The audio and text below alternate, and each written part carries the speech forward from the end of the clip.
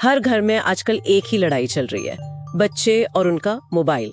हम सब परेशान है कि बच्चे घंटों तक स्क्रीन पर आखिर देख क्या रहे हैं। आज का डीप डाइव इसी समस्या पर है, लेकिन एक बिल्कुल अलग नजरिए से। हमारे पास जो स्रोत है वो एक कमाल की रणनीति पेश करते हैं। मिशन ये है कि इस मोबाइल को, जो अभी एक खिलौना या ध्यान भटकाने वाली चीज है, उसे सीखने, कुछ बनाने और शायद करियर बनाने के लिए एक प्रोफेशनल टूल में कैसे बदला जाए। चलिए इसमें गोता लगाते हैं। बिल्कुल, और यहाँ असली जड़ स्क्रीन टाइम नहीं है। अच्छा। असली समस्या है पैसिव कंजम्पशन, मतलब बिना सोचे समझे घंटों तक बस रील्स और वीडियो स्क्रॉल करते जाना। रिसर्च साफ दिखाती है कि इससे बच्चों में चिड़चिड़ापन, अकेलापन और एक तरह की वो मानसिक थकान बढ़ती है। सही है। तो सबसे पहला कदम है सोच बदलना। फोन को एक खिलौना नहीं बल्कि एक पावरफुल स्टूडियो की तरह देखिए। एक स्टूडियो, ये सुनने में तो अच्छा लगता है, पर क्या ये असल में मुमकिन है? मेरा मतलब है, कितने बच्चे सच में कुछ बना पाएंगे? आंकड़े हैरान करने वाले हैं। भारत आज दुनिया का सबसे बड़ा क्रिएटर नेशन बन चुका है। ओह, आपको अंदाजा है कि पिछले 3 सालों में यूट्यूब ने भारतीय क्रिएटर्स को कितने पैसे दिए हैं? कितने? 21,000 करोड़ रुपए से ज्यादा। क्या बात कर रहे हैं? हाँ, ये पिछले साल की पूरी फिल्म इंडस्ट्री की कमाई से भी ज्यादा है।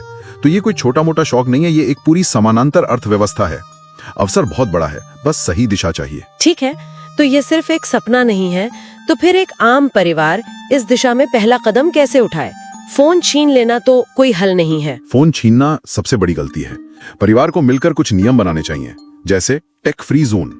मतलब खाने की मेज पर कोई डिवाइस इस्तेमाल नहीं होगा। बिल्कुल। या फिर एक फैमिली मीडिया प्लान बनाएं जिसमें यह तय हो कि कौन सी एक्टिविटी एक्टिव है, जैसे कुछ बनाना या सीखना, और कौन सी पैसिव है, जैसे सिर्फ वीडियो देखना। एग्जैक्टली। ये बात सही है। मतलब बच्चे को ये सिखाना कि वो फोन का इस्तेमाल कैसे कर रहा है। और अगर बच्चे की दिलचस्पी सिर्फ गेम्स में हो तो उसे क्रिएटर कैसे बनाए? अरे ये तो सबसे अच्छा मौका है। अच्छा, अगर बच्चा माइनक्राफ्ट वीडियो देखने का शौकीन है, हाँ, जो कि आजकल हर दूसरा बच्चा है, बिल्कुल, तो उसे कोडा किट जैसे प्लेटफॉर्म से मिलाइए। वहाँ वो सिर्फ खेलेगा नहीं, बल्कि पाइथन जैसी कोडिंग भाषा का इस्तेमाल करके अपना गेम बनाना सीखेगा। वाह! सोचिए, वो खिलाड़ी से गेम का निर्माता बन रहा है। ये उसे सिर्फ मजा ही नहीं देगा, बल्कि टेक्नोलॉजी की दुनिया के लिए एक मजबूत नींव भी रखेगा। और जो बच्चे गेम्स में नहीं है, मान लीजिए किसी को कहानियां पसंद है, उनके लिए भी कमाल के टूल्स हैं। टूनटास्टिक 3D या स्टॉप मोशन स्टूडियो जैसे ऐप्स हैं।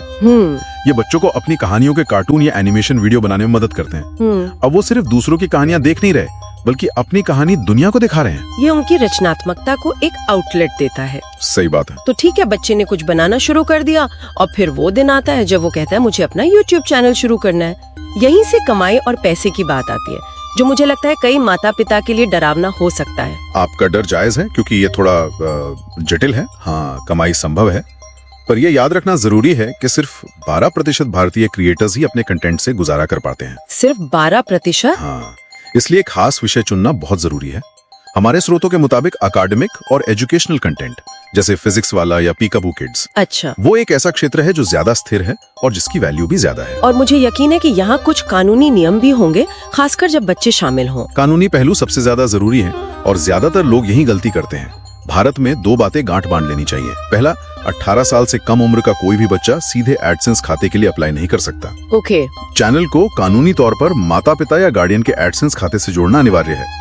सारा पैसा और नियंत्रण बड़ों के हाथ में रहता है। और दूसरा है भारत का नया डेटा प्राइवेसी कानून, DPDP एक्ट। ये साफ कहता है कि 18 साल से कम उम्र के बच्चों को सोशल मीडिया इस्तेमाल करने के लिए माता पिता की पक्की इजाजत चाहिए।